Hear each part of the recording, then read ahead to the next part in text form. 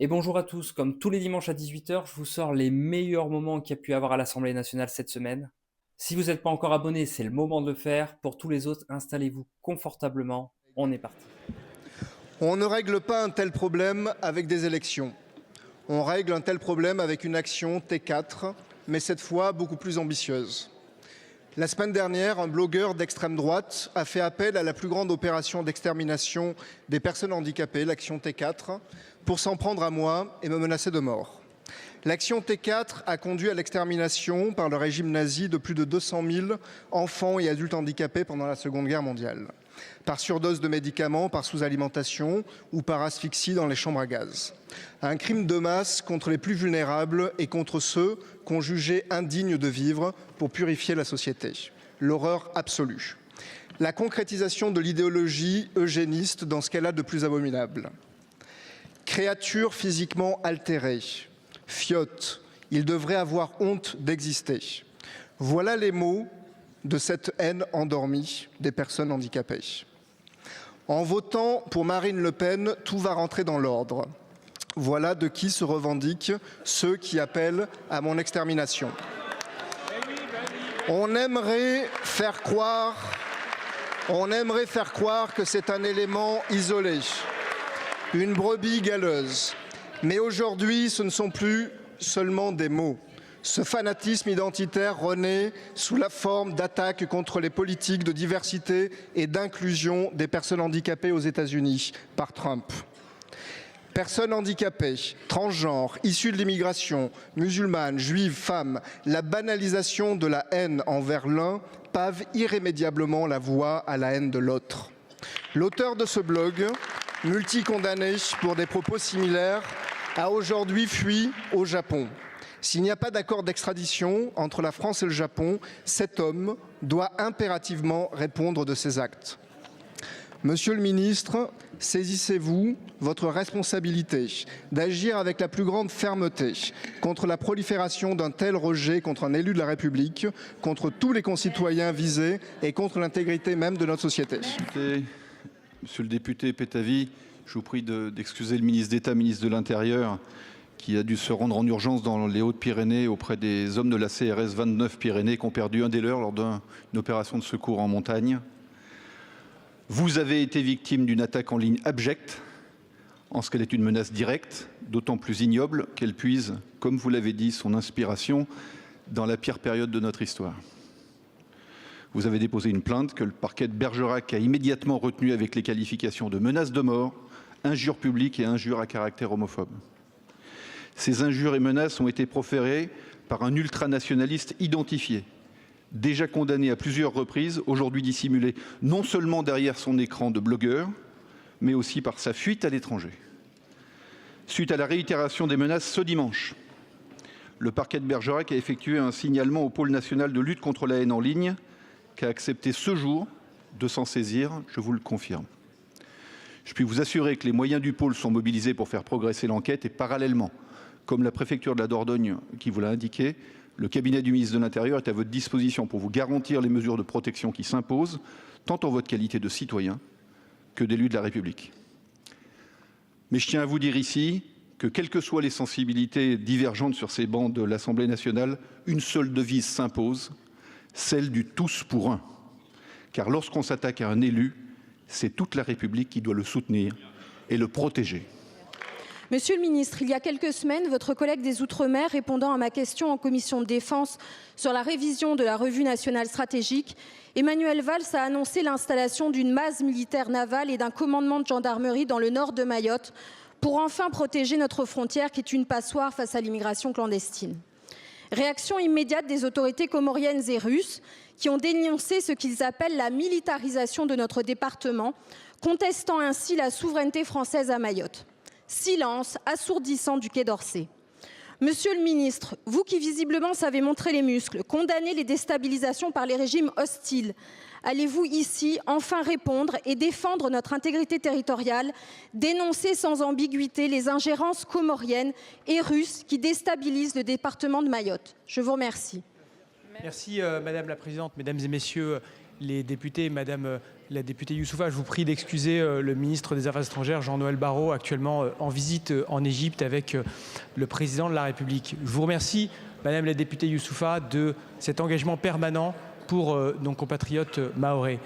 Que ce soit à Mayotte, que ce soit en Nouvelle-Calédonie ou ailleurs, vous connaissez la mobilisation absolue de la France à lutter contre toutes les ingérences étrangères et toutes les tentatives de déstabilisation contre nos compatriotes, que ce soit par la voie des ingérences informationnelles et de la propagande et de la désinformation, que ce soit par la voie migratoire. Vous connaissez l'engagement de toutes nos autorités aussi à faire en sorte que Mayotte soit pleinement intégrée dans la communauté des États de l'océan Indien, notamment au sein de la COI. Le président de la République a l'occasion de le répéter à de nombreuses reprises. Il y aura d'ailleurs des échéances ministérielles, que ce soit au niveau de l'agriculture ou des affaires étrangères, au niveau de la COI, pour rappeler aussi notre volonté de faire en sorte que Mayotte soit pleinement intégrée, participe au projet. Donc vous pouvez compter vraiment sur notre engagement, sur notre mobilisation à défendre les intérêts et la sécurité de nos compatriotes mahorais. Merci beaucoup, Monsieur le Ministre. Madame la députée. Monsieur le ministre, encore une fois, vous louvoyez et vous ménagez encore et toujours les Comores, alors qu'il faut constater l'échec de la coopération avec Moroni. Depuis l'accord de 2018 avec les Comores, les flux migratoires vers Mayotte ont augmenté. Moroni multiplie les ingérences, déstabilise notre île et s'oppose à toute intégration régionale à Mayotte.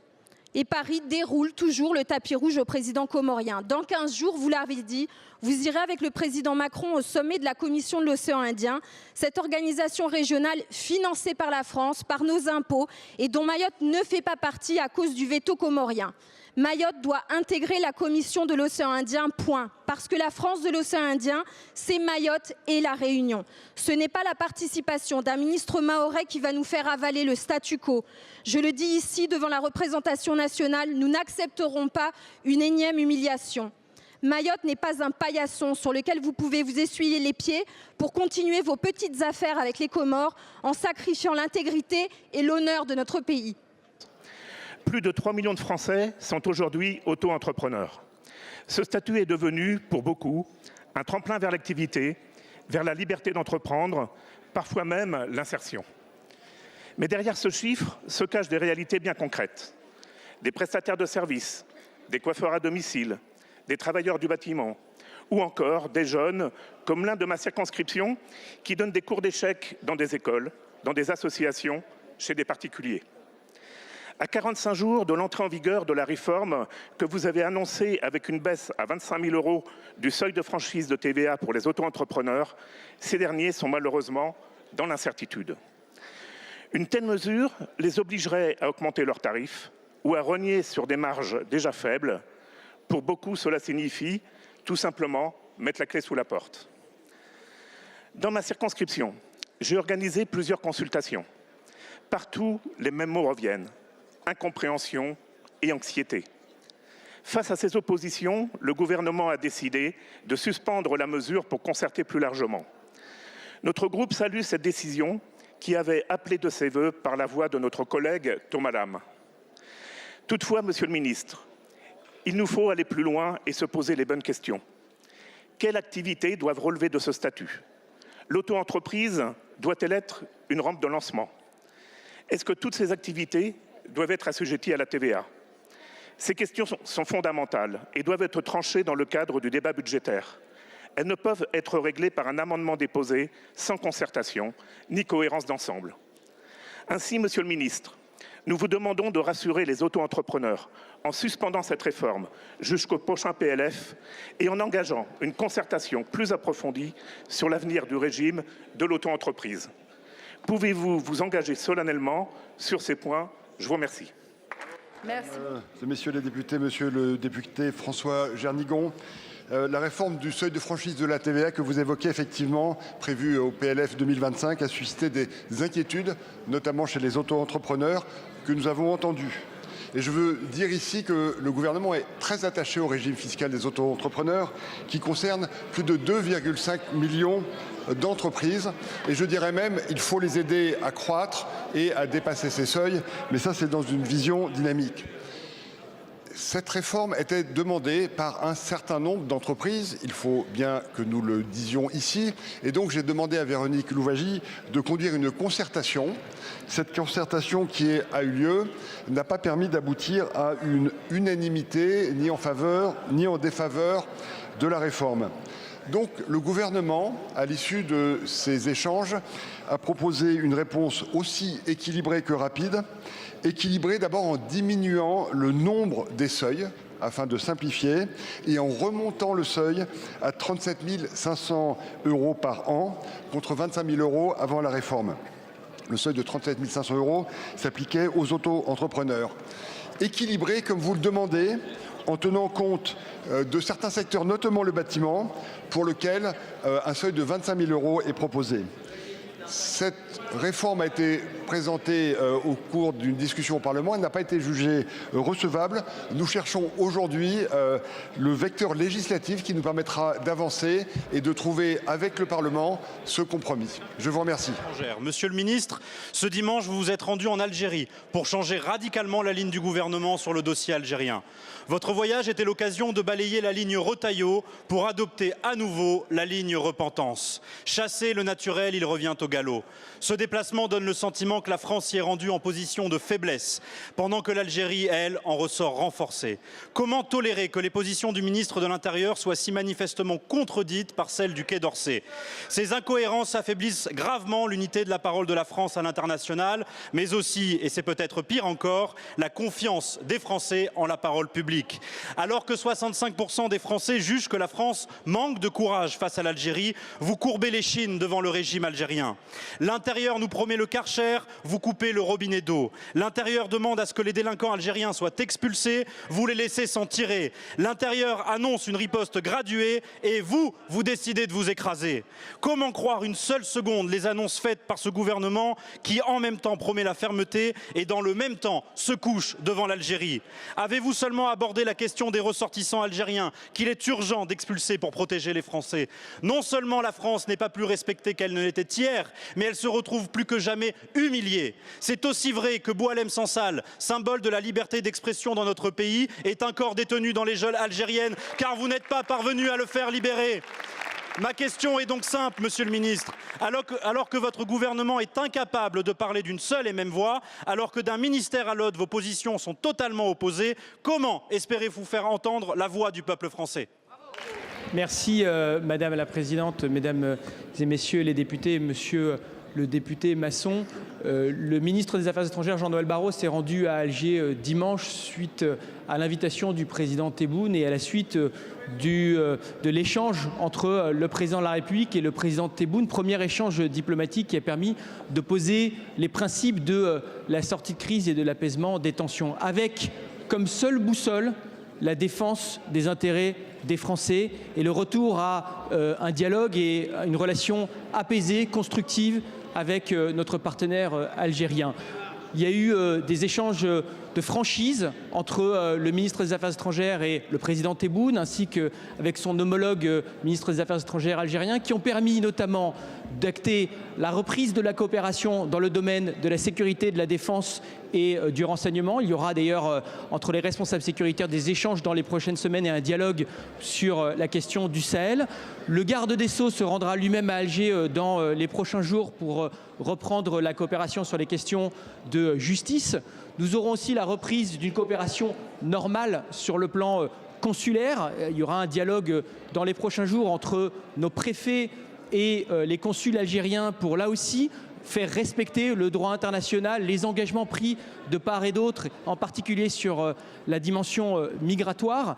Et le ministre des Affaires étrangères, vous le savez, a eu l'occasion bien sûr de réaffirmer notre soutien, notre préoccupation pour le sort de notre compatriote Boualem Sansal, qui a été injustement condamné à 5 ans de prison, avec comme une demande très claire qui est une issue rapide, digne, humanitaire, que notre compatriote Boualem Sansal, dont nous admirons le courage, l'œuvre, le combat pour la liberté d'expression, puisse être soigné et libéré. Sur tous ces sujets, nous veillerons aux engagements et nous défendrons nos intérêts avec l'Algérie.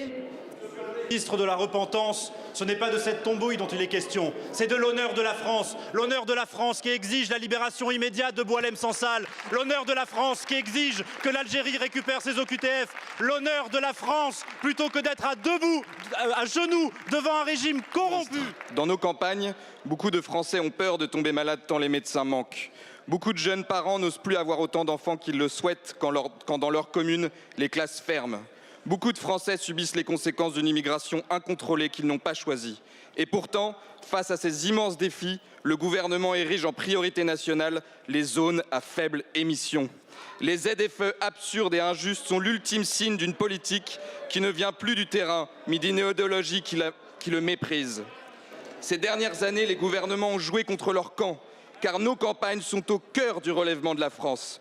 Dans celle-ci, on ne se demande plus ce que la politique peut faire pour nous, mais ce qu'elle va encore faire contre nous.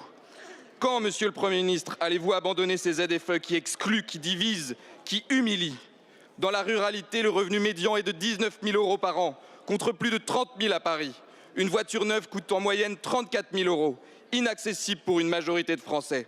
Les ZFE sont une fracture de plus entre la France des métropoles et la France des campagnes. Elles sont une gifle infligée à ceux qui nous nourrissent, bâtissent et entretiennent notre pays. La grandeur de la France dans son histoire est celle de l'alliance entre les villes et les campagnes. Son déclin est celui de la déconnexion.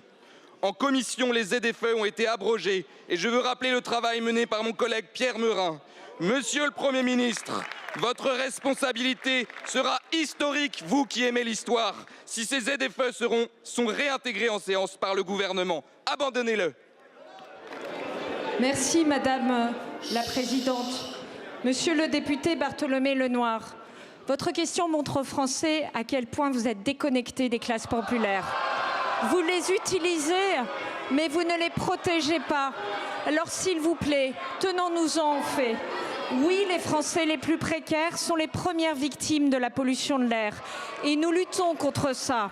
Rien qu'à Paris, la zone à faible émission a permis de réduire de 42% le taux d'oxyde d'azote par rapport à 2017. Ce sont donc des décès évités chaque année. Ce sont donc des mois de vie gagnés pour ces Français qui habitent dans ces zones qui sont polluées. Oui, le gouvernement refuse que les Français soient assignés à domicile, car je le rappelle, ce sont 4,3 millions de Français qui n'ont aujourd'hui accès à aucun moyen de transport. Oui, nous avons entendu le Parlement. Nous travaillons justement pour n'exclure personne. Chacun doit avoir le droit de circuler, et surtout les plus vulnérables. Mais chacun a aussi droit à la santé. Il est inacceptable de laisser un monde à deux vitesses prospérer, d'avoir d'un côté un air de qualité et de l'autre un air pollué pour les plus fragiles. C'est tout le sens de l'amendement que présentera le gouvernement cette semaine. Cibler l'obligation de mise en place des zones à faible émission sur les seules agglomérations en dépassement régulier des seuils réglementaires à Paris et à Lyon. Laisser les élus agir dans les autres agglomérations. Je lancerai par ailleurs un reclore de la qualité de l'air avec mes collègues François Rebsamen, Catherine Vautrin, pour poser les bases d'un objectif renouvelé à la hauteur de notre double objectif, la santé des Français et la justice sociale. Je veux qu'on accompagne mieux les Français les plus modestes. C'est tout le sens du leasing que je lancerai en septembre et des aides de l'État pour aider les Français à changer de voiture. Ce n'est pas à coups de menton et de fake news que nous protégerons les Français. Que faites-vous pour empêcher les 48 000 décès précoces par an de pollution de l'air que nous pourrions éviter? Madame la ministre, merci beaucoup. Ce qu'il paraît loin, ce livre blanc de la Commission européenne présentant les États-Unis comme notre allié traditionnel. Nous n'affrontons pas une crise financière de plus. C'est une crise systémique, possiblement de la même ampleur que celle ayant entraîné le monde de la première mondialisation capitaliste dans la Grande Guerre. C'est une crise de ce capitalisme absolutiste qui attribue au libre-échange le soin d'abreuver le minotaure de la finance de profits inédits. Mais voilà que les États-Unis n'y trouvent plus leur compte. Le pays de Trump provoque donc un affrontement commercial et monétaire sur fond d'impérialisme musclé en espérant restaurer sa domination économique. Pour y répondre, on nous présente une fausse alternative. Soit négocier piteusement en achetant toujours plus de produits américains, à commencer par leurs armes. Soit l'escalade en utilisant les mêmes outils, les droits de douane réciproques au détriment de la consommation populaire. Ce choix entre lequel hésitent des pays européens aux intérêts contradictoires révélera une fois encore l'impuissance européenne. La France doit ouvrir un autre chemin, sans dépendre de personne et en y associant les pays d'Europe qui le souhaiteront. À cette fin, nous proposons une rupture de politique économique, la fin de la politique de l'offre, de la baisse des dépenses publiques aux effets récessifs, du manque de recettes en taxant le capital improductif. Pour anticiper les effets inflationnistes, préparons-nous au blocage des prix, à commencer par l'énergie.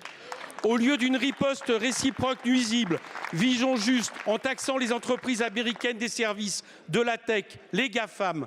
Engageons-nous dans la voie d'un protectionnisme solidaire, ciblé et adossé à une politique de soutien et d'investissement dans la souveraineté industrielle et agricole au service de la bifurcation écologique.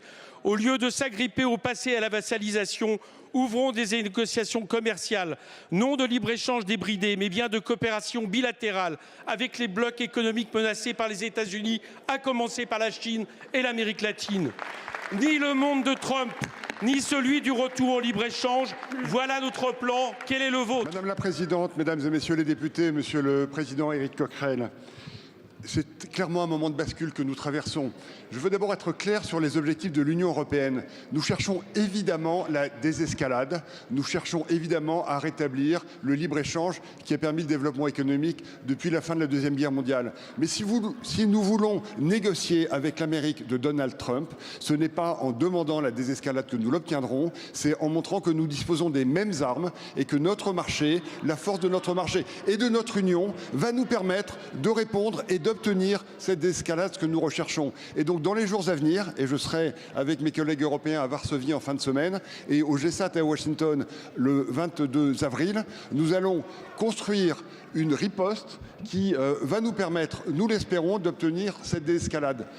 En attendant, ce n'est pas avec les méthodes que vous proposez que nous réussirons à protéger nos entreprises.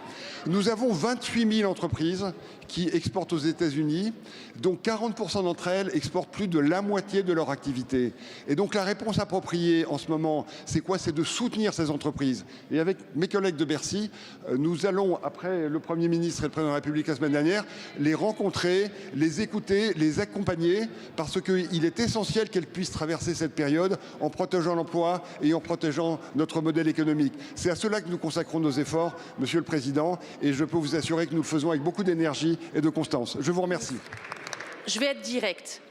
Comme les Français aiment qu'on soit direct avec eux.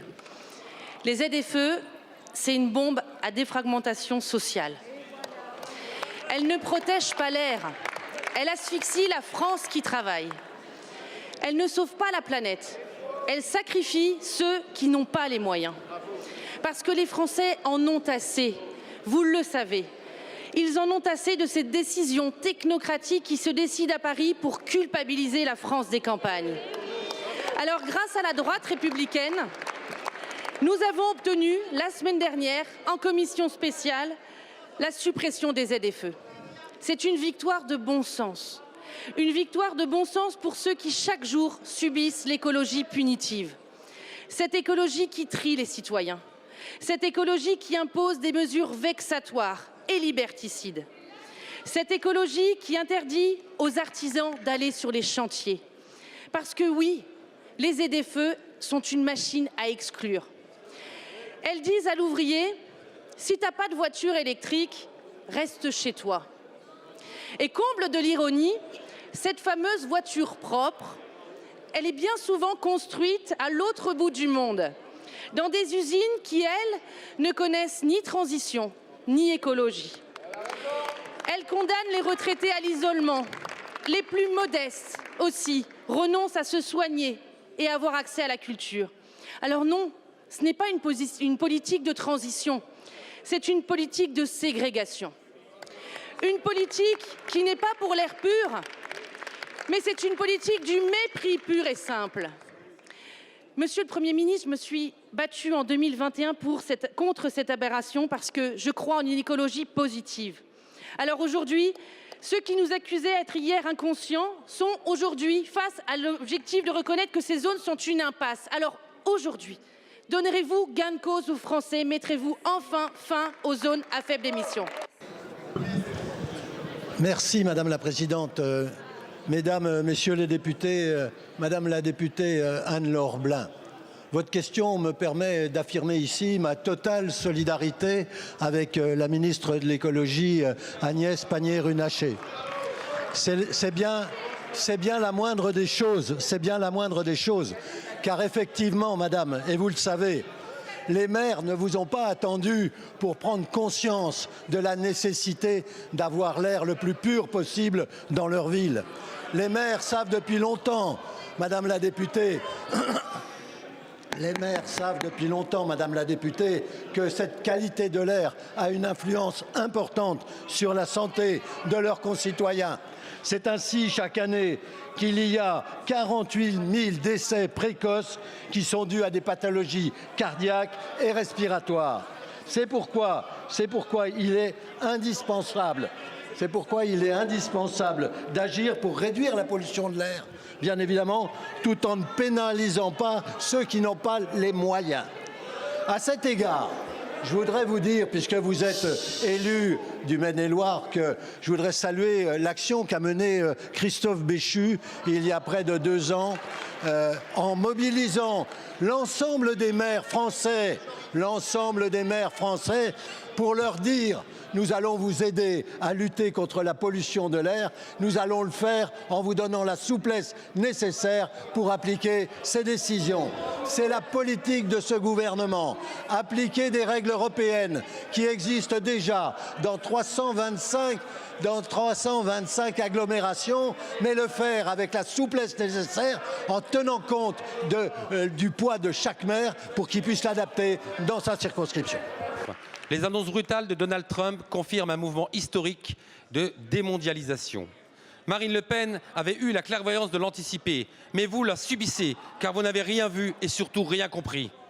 4 ans après le premier mandat de Donald Trump, 4 mois après son second, vous n'avez rien préparé alors que la France n'a plus le luxe de l'inaction. Soumise à une commission européenne dirigée par les intérêts allemands. Les États-Unis subventionnent et protègent leur production, comme la Chine et tant d'autres. La France, elle, sacrifie ses richesses. Cette réalité, je ne l'ai pas apprise dans un rapport parlementaire. Je l'ai vécue. Je travaillais à l'usine ArcelorMittal de Florange. J'ai vu les hauts fourneaux s'éteindre, malgré les promesses d'un ancien président qui siège aujourd'hui tranquillement sur ses bancs. J'ai vu les ouvriers partir. J'ai vu la parole politique trahir. C'est cette trahison, monsieur le Premier ministre, qui m'a conduit à rejoindre le Rassemblement national. Dès 2012, Marine Le Pen défendait déjà, avec une constance que peu d'hommes et de femmes politiques peuvent revendiquer, la nécessité d'un protectionnisme intelligent et une politique économique en faveur du travail, pour protéger nos industries et nos emplois. Un protectionnisme fondé non sur le repli, mais sur la justice économique et la loyauté des échanges, y compris au sein du marché européen. Une politique fondée sur une énergie abondante et bon marché, la fin des normes abusives et un véritable patriotisme économique. La nouvelle vague de désindustrialisation a commencé bien avant les décisions de Donald Trump. L'acierie, la chimie et tant d'autres secteurs étaient au bord de l'effondrement à cause de votre politique absurde et la bureaucratie de Bruxelles. Combien d'ouvriers et d'agriculteurs devront encore disparaître pour satisfaire votre soumission au règne de l'argent contre le travail? Monsieur le Premier ministre, quand mettrez-vous fin à votre impuissance économique et commerciale? Madame la Présidente, Mesdames et Messieurs les députés, Monsieur le député Weber, vous nous parlez de protectionnisme intelligent. Je ne pense pas qu'il y ait quelque chose d'intelligent dans le choc qui vient d'être annoncé par l'administration américaine, un choc majeur qui remet en question tout l'ordre commercial qui a prévalu depuis la Deuxième Guerre mondiale. Ce choc, il va d'abord toucher nos entreprises. Des effets directs pour les 28 000 entreprises qui exportent aux États-Unis et qui, pour une large partie d'entre elles, ont un carnet de commandes qui dépend à plus de 50% des États-Unis. Vous irez expliquer aux salariés de ces entreprises que le protectionnisme est intelligent. Un choc aussi qui prendra des effets indirects, car ce à quoi nous pouvons malheureusement nous attendre, c'est que les surcapacités qui viennent de Chine, qui viennent d'Inde, et qui aujourd'hui pénalisent un certain nombre de nos filières. Vous avez parlé de l'acier. La sidérurgie souffre des surcapacités chinoises. Nous luttons, et nous avons d'ailleurs obtenu un certain nombre de résultats ces dernières semaines sur ce sujet. Eh bien, ces effets indirects, nous devons également nous en prémunir. Face à cela, la réponse, elle sera européenne. Et elle tient en 3 mots. L'unité, la fermeté, car on ne s'engage pas dans une négociation avec les États-Unis d'Amérique sans avoir au préalable posé un rapport de force, mais également la proportionnalité, car l'escalade, nous ne la souhaitons nullement. Nous ne la souhaitons nullement car elle ne fera que des perdants. Notre priorité, c'est d'éviter la guerre commerciale et c'est la raison pour laquelle l'État sera présent aux côtés de nos entreprises. Je réunirai cet après-midi un Conseil national de l'industrie pour poser un diagnostic avec les filières et pour construire avec les acteurs ce que vous ne souhaitez pas faire. Éric Lombard, le ministre de l'économie, fera de même avec l'ensemble des acteurs économiques, et notamment ceux qui représentent les services financiers et numériques demain. Monsieur le député, cette guerre commerciale, nous ne l'avons pas voulue, mais nous nous battrons, comme nous le faisons déjà depuis des mois, pour éviter le pire et pour protéger nos emplois, nos territoires et nos entreprises. Je vous remercie. Jusqu'où irez-vous ? Jusqu'où irez-vous dans l'affaiblissement des droits des demandeurs d'emploi, alors même que les effets de la dernière réforme de l'assurance chômage s'appliquent depuis seulement une semaine ? Nous apprenons ce matin par la presse que vous envisagez déjà une nouvelle réforme. Après celle de 2019, celle de 2023, 2025, sans compter évidemment la réforme du RSA qui alourdit encore les effectifs inscrits à France Travail. J'espère que vous aurez, Monsieur le Premier ministre, l'occasion de nous détromper. Tout tour de vis supplémentaire dans le resserrement des droits pourtant dûment acquis s'inscrirait dans la continuité des mauvais coups faits aux chômeurs par les gouvernements macronistes. Économie sur les travailleurs précaires, montant d'indemnisation en baisse, sanctions qui vont jusqu'à la suppression des allocations, contraintes d'accepter des emplois inadaptés et donc des baisses de salaire. Et bien sûr, stigmatisation des allocataires sans jamais résoudre les difficultés d'accès au marché du travail, sans jamais contraindre les employeurs à améliorer les conditions de travail. Et alors, vous me direz, l'effet sur l'emploi ? Aucun.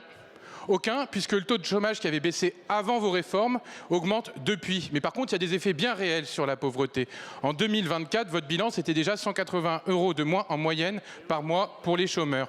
Alors, Monsieur le Premier ministre, puisque la presse vous soupçonne de vouloir récidiver, allez-vous donc dénoncer la convention assurance chômage qui vient seulement d'entrer en vigueur, prévue pour durer jusqu'en 2028 ? Ou alors, allez-vous fragiliser un peu plus les demandeurs d'emploi dans un contexte économique déjà difficile que la situation internationale ne fait que renforcer ? Allez-vous aggraver encore une fois les conditions de travail des agents du service public de l'emploi, épuisés par vos règles changeantes et complexes au nom d'une idéologie libérale qui pense que toute restriction de droit créera magiquement de l'emploi ? Madame la Présidente, Mesdames et Messieurs les députés, Monsieur le député Arthur Delaporte, je vous remercie pour votre question car l'assurance chômage est un sujet qui suscite beaucoup d'intérêt dans les médias ces derniers jours. Je veux vous rappeler notre attachement absolument crucial au dialogue social constructif. Et vous le savez, vous l'avez dit, les partenaires sociaux ont trouvé en novembre dernier un accord sur le régime de l'assurance chômage et la priorité est la mise en œuvre de cet accord. Certains éléments sont déjà mis en œuvre, mais il y a également une transposition qui doit être présentée au Parlement ici même au mois de juin et je compte sur votre participation, Monsieur le député. Et c'est sur cette transposition que nous devons concentrer nos efforts. Mais de plus, nous ne relâchons pas nos efforts pour améliorer la situation financière de l'assurance chômage. C'est le contrôle accru sur la recherche effective d'emploi, mais c'est aussi le travail que nous menons sur l'amélioration aujourd'hui de l'assurance chômage au niveau européen qui ne nous convient pas et qui cause 800 millions € de déficit chaque année à l'UNEDIC. Mais en parallèle, nous devons réfléchir aux moyens d'augmenter la proportion des Français qui travaillent. Je pense que dans votre constat, vous étiez quand même profondément injuste, sans rappeler et la baisse du taux de chômage et l'augmentation du taux d'activité historique de notre pays. C'est un enjeu de souveraineté économique dans le contexte international actuel et l'assurance chômage, loin s'en faut, n'est pas le seul levier pour cela, mais il existe. Et donc, nous devons d'abord partager nos constats avec les partenaires sociaux.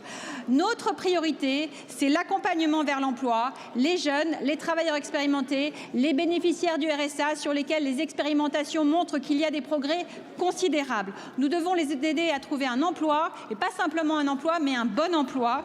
Et en conclusion, notre transposition, je le répète ici, notre priorité, c'est la transposition de l'accord interprofessionnel. Et nous devons travailler ensemble, je l'espère, pour renforcer notre économie et pallier à ces points de fragilité face au choc extérieur. Je vous remercie, Monsieur le député. Merci, Madame la Ministre. Monsieur le député. Oui, alors Madame la ministre du Travail, vous n'avez pas répondu à la question que j'ai adressée au Premier ministre. Monsieur le Premier ministre, est-ce que vous voulez vraiment durcir encore plus les conditions d'accès à l'assurance chômage? C'est ce qu'écrivait Le Monde aujourd'hui. Madame la ministre est restée floue sur ce point, n'a arrêté de taper sur les plus précaires. La victoire de Donald Trump est une espérance pour la France. Ces mots, ce sont ceux d'Éric Ciotti, publiés au moment même où tout l'état-major de l'extrême droite française, de CNAFO à Alliot, s'envolait pour Washington pour faire la claque à l'investiture du nouveau président américain. Ce même président qui aujourd'hui ne souhaite qu'une seule chose, le massacre de l'industrie française et européenne. Et oui, chers collègues, les masques tombent, Trump et Le Pen, c'est le même combat. Face à ces souverainistes de pacotille, les Français peuvent compter sur nous pour tenir notre cap. Oui à l'indépendance de la France, oui à la puissance de l'Europe. La vision que nous portons depuis 8 ans, oui, chers collègues, avec Emmanuel Macron, est la bonne. Oui, nous vivons dans un monde en guerre économique. Oui, les agressions commerciales de la Chine et des États-Unis frappent de plein fouet l'industrie française et européenne. Les frasques de Donald Trump ont le mérite d'être claires. Les États-Unis ont tourné le dos à l'Europe et pour nous, Français et Européens, l'heure du choix est venue. Alors, certains choisiront la soumission aux ayatollahs du Trumpisme. Nous choisissons de protéger nos entreprises face aux agressions commerciales qu'elles subissent. Nous choisissons de taxer à nos frontières les importateurs chinois et américains qui polluent et qui ne respectent pas nos règles. Nous choisissons la négociation de puissance à puissance. Monsieur le ministre, hier, un grand pas a été franchi. Les 27 États européens engagent d'une seule voix ce bras de fer commercial avec les États-Unis. Notre proposition commune est claire, zéro taxe pour zéro taxe ou taxe massive contre taxe massive. C'est l'objet de ma question. Quelles mesures seront prises par la France et l'Europe si les États-Unis continuent de refuser cet accord? Je vous remercie. Monsieur le député Rodwell, merci de cette question. Oui, les États-Unis ont lancé une offensive commerciale totalement injustifiée et brutale contre les intérêts économiques de l'Union européenne. Face à ces tarifs douaniers complètement injustifiés qui n'ont aucune espèce d'explication rationnelle sur la relation commerciale entre les États-Unis et l'Europe, il n'y a qu'une seule voie possible, celle de la fermeté, celle de l'unité et celle de la réponse. Face à cette offensive américaine, tout signe de faiblesse ou de concession unilatérale serait bien sûr interprété comme un encouragement à aller plus loin dans la guerre économique. Bien sûr, la guerre commerciale et le protectionnisme ne sont dans l'intérêt de personne et nous souhaitons le dialogue et la désescalade. La meilleure façon d'aboutir à la désescalade, c'est de défendre nos intérêts en Européens de façon unie. Alors, vous me demandez ce que nous allons faire. Il y a une première réponse de la part de la Commission européenne aux droits de douane contre l'acier et l'aluminium, qui interviendra dans les prochains jours. Et puis nous allons élaborer ensemble un deuxième paquet plus important qui nous permettra de réagir. Sous l'impulsion de la France, sous le leadership de la France et du président de la République ces dernières années, l'Union européenne est sortie de sa naïveté commerciale et a développé des instruments pour pouvoir répondre, comme notamment l'instrument anticoercitif qui nous donne une palette d'outils que nous pouvons utiliser pour répondre et trouver le chemin de la désescalade. Vous avez raison de le souligner, monsieur le député Rodwell, face à cette bascule du monde, face aux menaces et aux guerres commerciales, il n'y a qu'une seule réponse, c'est non pas la soumission qui a été promue par le Rassemblement national, non pas le repli, non pas le discours anti-européen, mais bien l'unité, la souveraineté de l'Europe. Chers collègues, le 1er avril, le Premier ministre, devant le CESE, disait « Qu'est-ce qui tient les associations ? Eh bien rien ou pas grand-chose. » Je ne vous le fais pas dire. L'enquête récente du mouvement associatif le révèle. Ces dernières sont au bord du gouffre. 31% des associations n'ont que 3 mois de trésorerie devant elles. 32% envisagent de réduire leurs effectifs de salariés. Pourtant, ce sont elles qui permettent de faire société, de créer et tisser des liens, d'assurer des missions de service public, d'organiser la solidarité, et cela dans tous les territoires de la République, dans nos quartiers, dans nos campagnes. Vous organisez une saignée générale du secteur associatif. Et le désengagement budgétaire global de l'État conduit en plus au désengagement des collectivités. Par exemple, cette année, le département du Val-de-Marne a baissé de 77% les subventions au secours populaire, association pourtant essentielle à l'aide aux plus démunis de ma circonscription. Madame la ministre, que dites-vous aux 1,8 million de salariés qui risquent de perdre leur emploi ? Aux 20 millions de bénévoles démunis face au mépris qu'on leur renvoie. Je tiens d'ailleurs à saluer ici leur engagement et leur dévouement à l'intérêt général. Après la suppression des contrats aidés, la réforme des retraites qui ne permet plus aux seniors de s'engager, le financement par projet qui épuise les équipes dans la bureaucratie et fragilise les trésoreries, sans compter le contrat d'engagement républicain qui donne un pouvoir exorbitant aux préfets, la pérennité du modèle associatif est en question. Madame la ministre, allez-vous continuer à tuer à petit feu le tissu associatif de notre pays? Madame la députée Taillé-Polian, alors tout d'abord, je souhaite insister sur quelques chiffres qui montrent l'importance des associations dans notre société. 15 millions de bénévoles s'investissent dans 1,3 million d'associations qui interviennent, comme vous l'avez dit, dans des domaines extrêmement variés. Ce maillage est une grande richesse que nous devons absolument préserver. Le budget cumulé des associations s'élève à 74 milliards d'euros, dont 11 milliards d'euros sont issus de transferts directs de l'État. En 2024, c'est 2,24% du budget de l'État qui était ainsi consacré au soutien des associations, soit un montant très proche des 2,5% préconisés par le rapport du CESE auquel vous faites référence. Comme vous le savez, nous faisons face à une situation des finances publiques particulièrement tendue. Mais malgré tout, j'ai fait le choix, sur le budget de la jeunesse et de la vie associative, placé sous ma responsabilité, de maintenir les financements dédiés aux associations au même niveau que l'an dernier. Les dépenses fiscales liées aux dons aux associations ont également été préservées. Nous devons cependant être collectivement vigilants pour protéger le modèle associatif et plus généralement le modèle de la générosité qui associe les fondations. C'est pourquoi nous réunirons prochainement une conférence de la générosité afin de traiter avec l'ensemble du secteur les problématiques auxquelles nous devons faire face. À cette occasion, je souhaite évoquer 3 chantiers. Chantier 1, la simplification de la vie des acteurs. Un premier pas important a été franchi avec la loi Bataillon, mais ce n'est pas suffisant. Chantier 2, celui de la diversification des ressources. C'est un chantier essentiel pour rendre l'ensemble du secteur de la générosité plus robuste et plus pérenne. Chantier 3, celui de la territorialisation de l'action. Nous devons interroger nos modalités d'intervention pour que les prises de décision se rapprochent du terrain. Je vous remercie. Merci Madame la Ministre. Madame la députée. Madame la Ministre, ce n'est pas d'une conférence sur la générosité dont on a besoin. C'est véritablement d'action. Or, le mouvement associatif est fragilisé depuis de nombreuses années par les gouvernements successifs liés à la présidence d'Emmanuel Macron. Après les contrats aidés, ce sont les baisses des subventions et des dotations aux collectivités qui se répercutent sur les associations. C'est le problème de l'inflation. Faites enfin quelque chose. Longtemps perçu comme une vocation, le métier d'enseignant attire de moins en moins de candidats. Le faible niveau de rémunération, eu égard au niveau d'études et aux responsabilités, l'absence de reconnaissance sociale, morale, parfois institutionnelle, participent au manque d'attractivité du métier d'enseignant. Il est pourtant l'un des plus beaux métiers du monde. La chute des inscriptions au concours témoigne d'une crise structurelle. En 25 ans, les inscriptions au CAPES se sont effondrées de près des 3/4. Plus de 3000 postes sont restés non pourvus au concours en 2024. Le manque de professeurs est devenu systémique et l'enseignant que je suis ne peut s'y résoudre. Le groupe Les Démocrates se réjouit que le Premier ministre François Bayrou ait placé l'école, la transmission des savoirs, la formation des enseignants au premier rang des priorités du gouvernement. Il est urgent d'élever le niveau de l'école, il est urgent de répondre à la crise d'attractivité du métier d'enseignant. Nous saluons les récentes annonces de Madame la ministre de l'Éducation nationale qui vont dans le sens des propositions portées par notre groupe.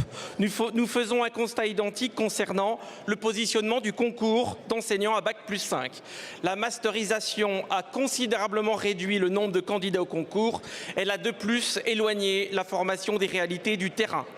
Nous sommes convaincus que devenir enseignant ne s'apprend pas dans un amphithéâtre, ne s'apprend pas à l'université, mais dans les écoles, dans les classes, au contact des élèves et au contact des professeurs expérimentés.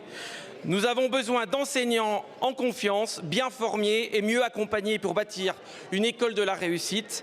Madame la ministre, pouvez-vous décliner votre plan d'action pour rendre le métier d'enseignant plus attractif, mieux préparer les professeurs des écoles, conserver une diversité des profils et élever le niveau de... Merci Madame la Présidente, Mesdames et Messieurs les députés, Monsieur le député Croisier, je vous remercie pour votre question. Le constat que nous faisons est que le positionnement du concours à Bac+5 a considérablement réduit le vivier de candidats. Nous avons, vous l'avez dit, perdu 45% de candidats pour le concours des professeurs des écoles. Sur 16 000 postes ouverts, près de 3 000 sont restés vacants en 2024 et parallèlement, le niveau des élèves reste préoccupant. Les évaluations PISA et TIMSS le confirment. En compréhension écrite, la part des élèves en difficulté est passée de 15 à 25%. En mathématiques, la France est dernière de l'OCDE au CM1 et avant-dernière en 4e. C'est pourquoi, avec le Premier ministre François Bayrou et la ministre d'État Elisabeth Borne, nous avons lancé une réforme d'ampleur de la formation et du recrutement des enseignants. Elle repose sur 3 piliers simples. Le premier, une licence dédiée au professorat des écoles, ouverte dès le baccalauréat à la rentrée 2026 avec une exigence forte sur les savoirs fondamentaux. Deuxième élément, un concours repositionné à Bac+3 pour élargir le vivier des candidats. Troisième élément, troisième pilier de cette réforme, 2 années de formation en master rémunérées et, comme vous l'avez mentionné, en alternance.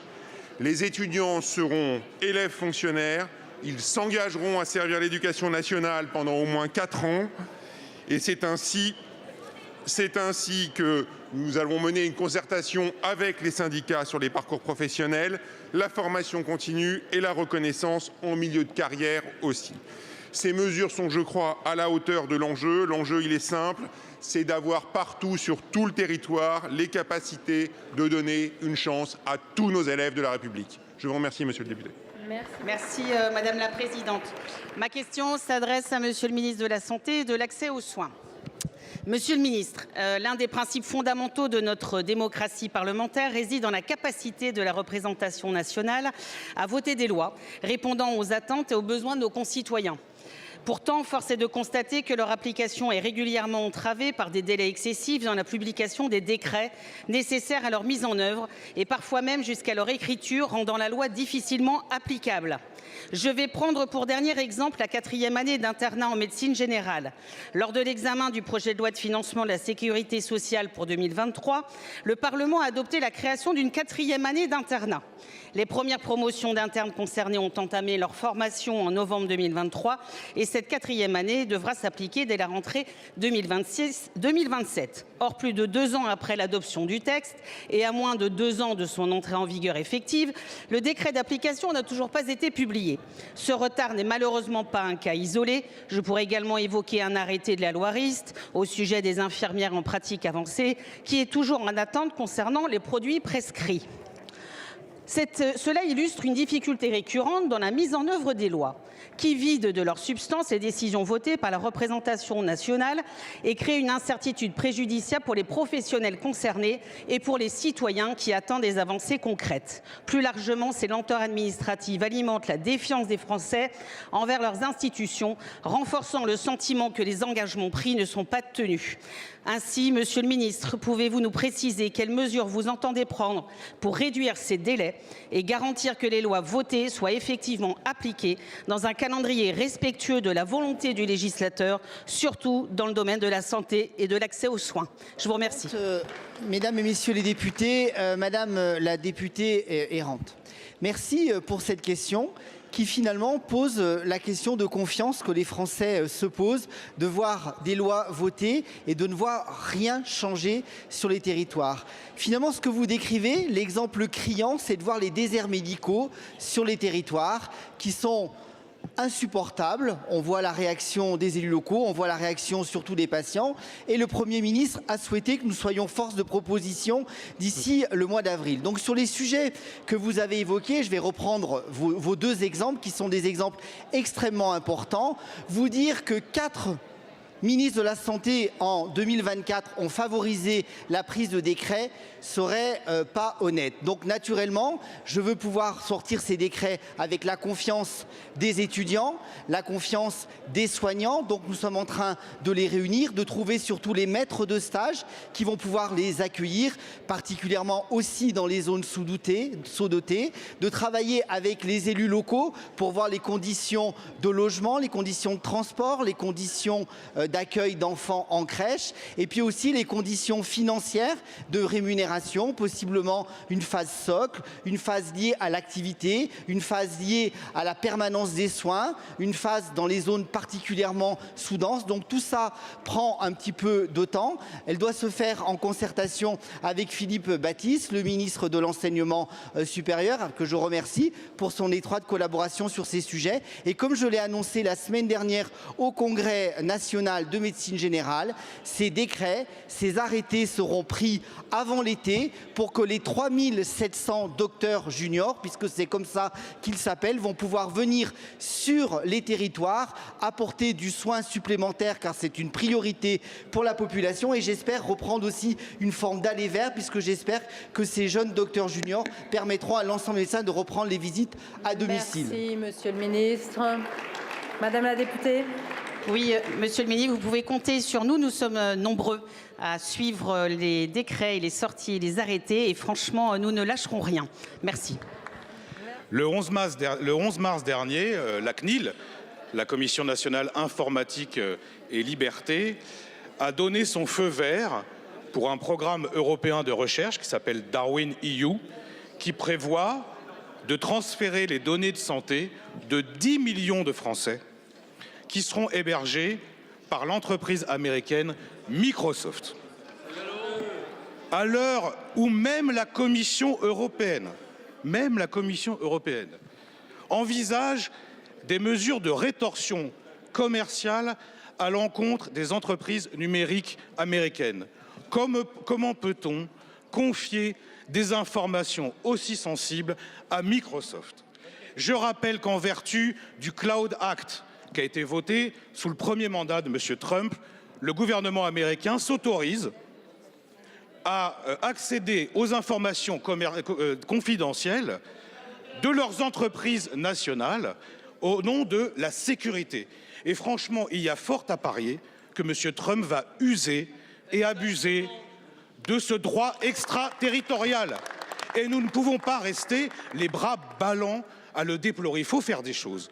Or, aujourd'hui, le gouvernement ne fait pas grand-chose. D'abord, on n'a toujours pas les décrets d'application de la loi sur la sécurisation de l'espace numérique, mais surtout, les entreprises françaises d'hébergement de données attendent impatiemment un texte qui brise le monopole des entreprises de la Big Tech pour les appels d'offres. Alors ma question, elle est claire. Est-ce que vous pouvez prendre l'engagement devant la représentation nationale que vous ne laisserez pas faire cela, vous allez privilégier une solution européenne ou même française plutôt que de compromettre nos intérêts nationaux? J'y reviens dans un instant, mais je me permets déjà de rappeler le cadre global de la discussion que nous avons. Il n'y a pas en France de données sensibles hébergées sur des serveurs non sécurisés. C'est un choix très ambitieux, c'est un choix politique, laissez-moi m'expliquer s'il vous plaît, c'est un choix politique que nous assumons avec la loi SREN. Nous avons fait le choix et nous continuons à porter ce choix au niveau européen d'avoir un niveau de sécurisation de nos hébergeurs des plus importants sur lequel nous mettons nos données sensibles. Vous m'interpellez sur le Health Data Hub. Et je vous remercie. C'est un point sur lequel il nous faut être très vigilants. Donc je vous remercie et je remercie tous les parlementaires qui ont plusieurs fois mentionné ce cas, car je tiens à votre exigence. Pour le Health Data Hub, ce projet, déjà, s'appuie sur un trésor inestimable. C'est nos données de santé publiques. À l'heure de l'intelligence artificielle, pouvoir accélérer notre recherche avec ces données, c'est une force phénoménale pour notre pays. Mais vous avez raison. Aujourd'hui, il n'y a pas de données de santé du système national des données de santé, le SDNS, dans le Health Data Hub. Et c'est un problème. Il n'y a pas ces données dans le Health Data Hub parce que le Health Data Hub n'a pas d'hébergeur ultra sécurisé. Vous avez raison. Ça ne me satisfait pas. Nous devons accélérer. Il y a des projets, vous en avez mentionné quelques-uns, qui permettent, sous l'autorisation de la CNIL, d'avoir accès à des données de recherche qui sont hébergées de façon temporaire pour pouvoir répondre à des projets de recherche. Mais ce n'est pas satisfaisant. Et nous allons, avec le ministre de la Santé, enclencher, pour répondre à votre question, un appel d'offres pour pouvoir faire migrer le Health Data Hub sur un hébergeur sécurisé. C'est très important, mais surtout, nous allons, et nous aurons l'occasion de le rappeler autour du Premier ministre dans quelques jours, continuer à porter notre politique d'innovation. Car la question que vous posez, c'est une question de souveraineté numérique, c'est une question d'autonomie stratégique. Et la réponse, ça ne peut être que l'innovation et de soutenir nos offres françaises. Demain à midi, hors de Washington, une taxe de 20% sur les vins et spiritueux français entrera en vigueur aux États-Unis. Viticulteurs, négociants, toute une filière est prise en otage dans un affrontement commercial aussi brutal qu'injuste. Dans ma circonscription de Touraine, cette terre que Balzac décrivait comme celle où les 7 vallées ruissellent d'eau et de vin, les producteurs des appellations Montlouis-sur-Loire, Vouvray, Touraine-Amboise, Touraine-Chenonceau, les négociants et même les fabricants de fûts pour le cognac et l'armagnac seront directement touchés. À l'échelle nationale, les États-Unis représentent le premier marché à l'exportation pour la filière. 2,4 milliards d'euros pour le vin, 1,5 milliard pour les spiritueux. Jusqu'ici, nos vins étaient faiblement taxés, nos spiritueux exemptés. Cette nouvelle taxe, évaluée à 800 millions d'euros, constitue donc un choc frontal, un coup porté à la compétitivité de toute une filière d'excellence. Madame la ministre, notre viticulture souffre déjà du dérèglement climatique, des évolutions de la consommation, des aléas économiques. Elle ne peut encaisser un choc douanier de plus. Il y a urgence. Urgence à sortir nos vins et spiritueux de cette spirale commerciale absurde et destructrice. Urgence à mettre en place un plan de soutien ciblé. Urgence à défendre avec fermeté notre souveraineté agricole et commerciale. Madame la ministre, quelle action le gouvernement compte-t-il engager pour soustraire nos vins et nos spiritueux de cette guerre commerciale ? Quelles mesures de soutien seront mises en œuvre pour permettre à nos viticulteurs de faire face à cette nouvelle épreuve? Quelle garantie la France peut-elle offrir aux acteurs de la filière pour assurer dans la durée la défense de notre souveraineté agricole face aux pressions d'un partenaire essentiel et imprévisible? Je vous remercie. Merci Madame la Présidente. Mesdames et Messieurs les députés, Monsieur le député Daniel Labaronne. Ces nouvelles taxes américaines sur la filière des vins et des spiritueux est un choc d'une brutalité immense. Et cette décision est à la fois unilatérale, infondée, et elle menace nos producteurs qui sont déjà très fragilisés par un contexte économique qui n'est pas favorable, vous le savez. Je voudrais vous assurer de la pleine mobilisation du gouvernement et qui a pour boussole la protection de nos filières. La première protection, c'est d'abord une réponse à l'échelle de l'Union européenne. Pourquoi l'Union européenne? Parce que notre continent, notre Union européenne est fort de 450 millions de consommateurs. C'est un marché immense et donc il nous donne la force que représente ce marché. C'est un levier économique majeur. Par ailleurs, je voulais vous dire que j'avais réuni hier les représentants des différentes filières qui sont concernées par ces augmentations de tarifs douaniers et nous allons travailler ensemble à faire des propositions pour conjurer ces risques.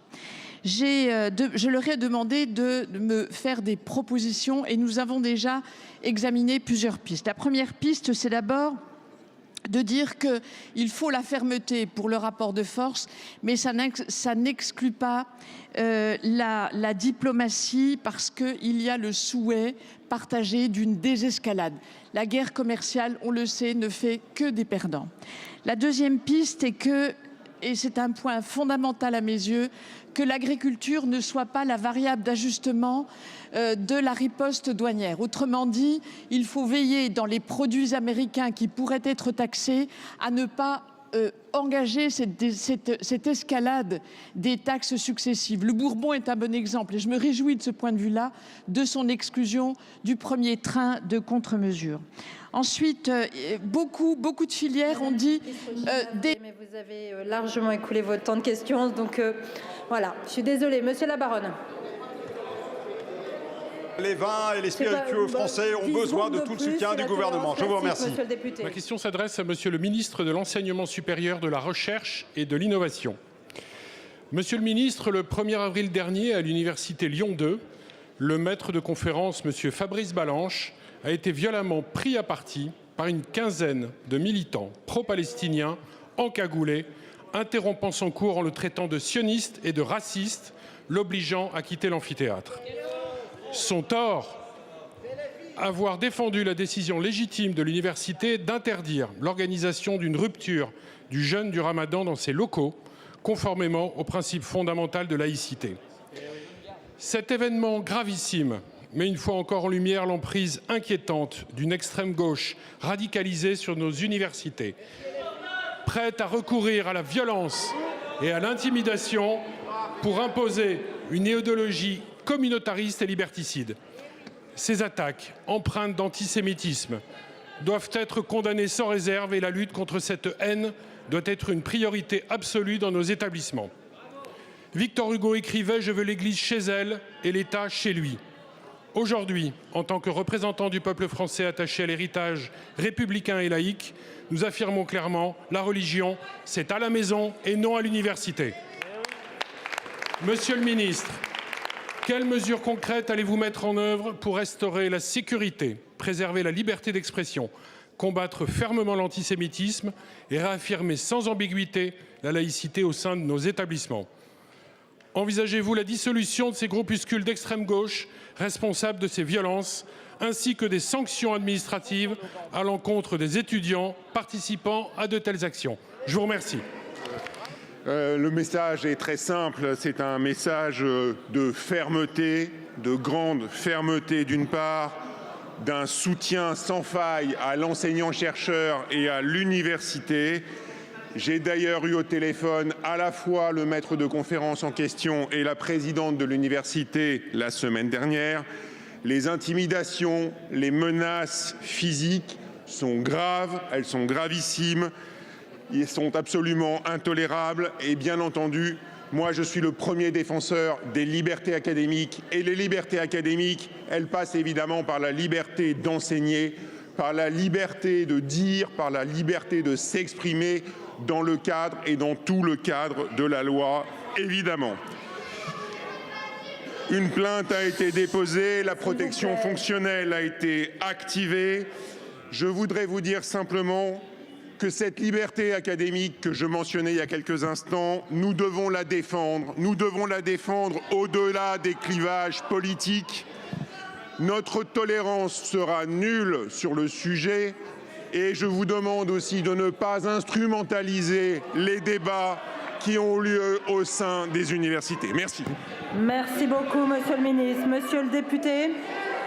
Monsieur le ministre, nous sommes devant la représentation nationale, pas sur un plateau télé. Agissez, agissez. Elle a été déclarée grande cause nationale en 2025. Mais la psychiatrie est toujours la grande oubliée de la médecine et des pouvoirs publics. À l'hôpital de Lannemezan, dans les Hautes-Pyrénées, les équipes de psychiatrie tiennent comme elles peuvent. Locaux vieillissants, pénurie d'infirmiers, manque de médecins, délais d'attente qui s'allongent, difficultés croissantes à répondre aux urgences. Le dévouement du personnel ne suffit plus. L'hôpital psychiatrique de Lannemezan est une illustration locale d'un défi national majeur. Il manque aujourd'hui plus de 1000 psychiatres en France. Il manque encore davantage de pédopsychiatres. Il manque des personnels de toute qualification et les recrutements sont de plus en plus difficiles, faute de reconnaissance. Je salue ici la mobilisation des personnels des établissements médico-sociaux qui se sont rassemblés le 1er avril dans toute la France, qui vivent ce sentiment de déclassement, qui dénoncent leur salaire, leurs conditions de travail. Cette pénurie, cette indifférence générale frappe de plein fouet la santé mentale des plus fragiles et notamment celle des jeunes. Les adolescents sont fortement touchés par les crises sociales et sanitaires récentes, par un environnement de plus en plus anxiogène. Les services sont saturés, les délais de consultation explosent dans trop d'établissements. Les locaux ne sont plus adaptés ni pour les soignants, ni pour les patients. Humaniser, moderniser ces lieux, c'est aussi redonner de la dignité aux patients et à la prise en charge psychiatrique. Il est urgent d'agir. Mes collègues Chantal Jourdan et Joël Aviragnet, avec plusieurs députés, présentent une proposition de loi transpartisane visant à renforcer l'offre de soins en santé mentale, notamment pour les jeunes. Alors, Monsieur le Ministre, ma question est simple. Allez-vous saisir cette main tendue du Parlement et engager un véritable plan d'urgence avec une attention prioritaire portée à la santé mentale des jeunes? Cette jeunesse attend, elle souffre parfois en silence, elle mérite des soins accessibles, humains et de qualité.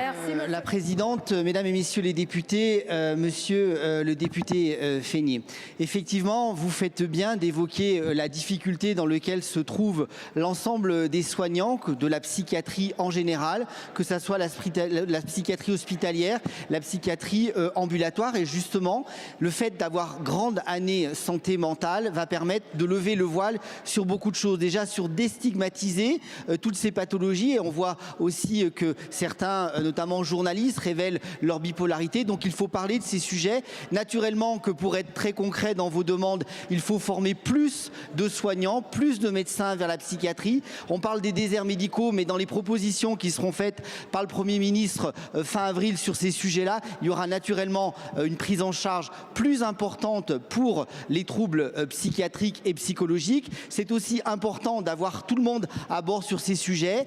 Les associations de patients, je serai au Psychodon vendredi à Nice, de pouvoir travailler avec les professionnels du secteur. J'ai conclu le CNP de psychiatrie hier après-midi pour pouvoir avancer, et je soutiens aussi également les propositions de loi qui vont dans le bon sens. Je rappelle également qu'il y avait l'excellente proposition de loi de Madame Jourdan sur le secourisme en santé mentale, qui n'a pas été adoptée dans votre niche, mais qui permet aussi de pouvoir avoir des référents sur tous les secteurs, dans les entreprises, les RSE, les associations sportives. Je crois que c'est un sujet qui est complètement transversal, qui est un sujet interministériel sur lequel il faudra plusieurs décennies pour avancer. Donc avançons en formant plus de soignants, mais avançons aussi dans tous nos niveaux économiques, socio-professionnels, associatifs, pour prendre à bras le corps ce sujet, puisque je rappelle que c'est la deuxième cause de mortalité chez les adolescents, avec plus de 400 suicides par an. Donc toutes les mesures qui seront proposées, le gouvernement le regardera avec grande attention pour améliorer l'état de santé mentale de notre pays.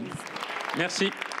Monsieur le Premier ministre, Gaza était jusqu'à présent un ghetto où les Palestiniens sont assassinés par les armes, la faim et l'absence de soins. Gaza est en train de devenir un camp de concentration où le niveau de barbarie déployé par l'armée israélienne est tel qu'on doit énoncer des à peu près pour décrire le bilan du génocide en cours. À peu près 80 000 morts, mais sans doute beaucoup plus. À peu près 20 000 enfants tués.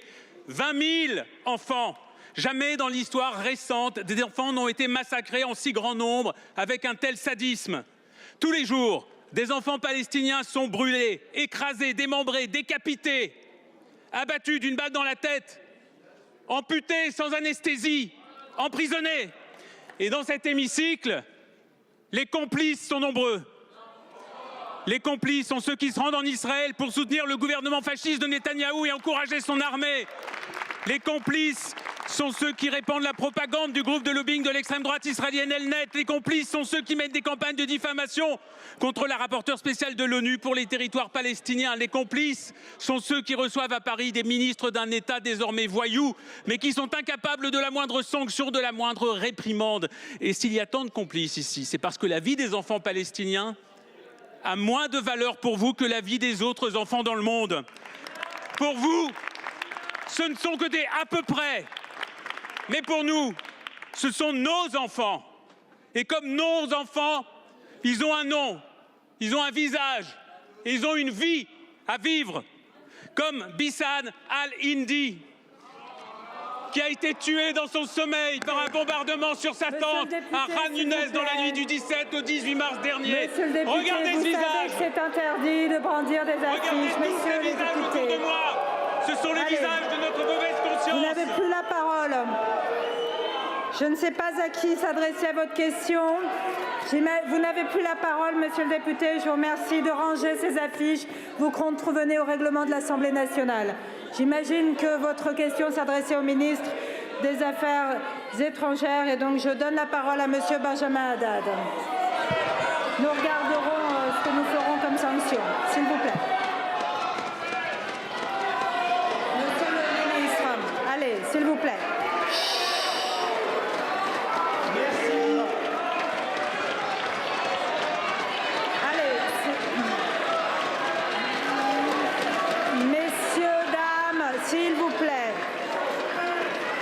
S'il vous plaît, je souhaiterais que le ministre puisse répondre et je regarderai si je ferai une saisine du bureau sur ce qui vient de se passer.